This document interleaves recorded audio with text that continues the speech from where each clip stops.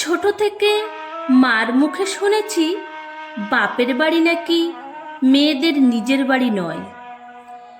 বিয়ে হয়ে যখন শ্বশুর বাড়ি এলাম, প্রায় শ্বশুরমশাই বলতেন, আমার বাড়িতে এসব সহ্য করব না, এসব চলবে না। সেদিনই বুঝে গিয়েছিলাম এই বাড়িটা আমার শাশুড়ি মায়েরই বাড়ি নয়। আমার তো প্রশ্নই ওঠে না। আমার বিয়েতে পাওয়া গয়না বিক্রি করে আর কিছু লোন করে আমার স্বামী ফ্ল্যাট কিনলেন। আমি মনের মতো করে সাজালাম, ভাবলাম আমার বাড়ি।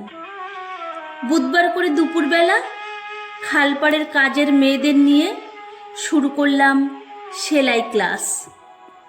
একদিন আমার স্বামী জানতে পেরে স্পষ্ট ভাষায় বলে দিলেন, আমার বাড়িতে বস্তি ঢোকানো চলবে না।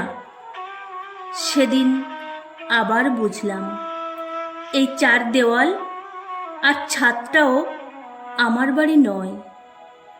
তারপর ছেলে এসে বলল, বাবা তো নেই, এ বাড়ি ভাড়া দিয়ে এবার চলো আমার বাড়ি। মনে মনে হাসলাম।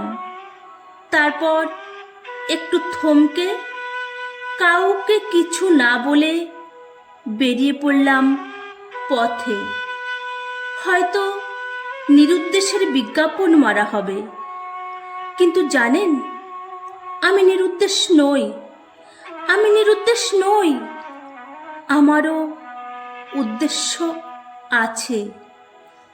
আজও বাড়িটা খুঁজছি।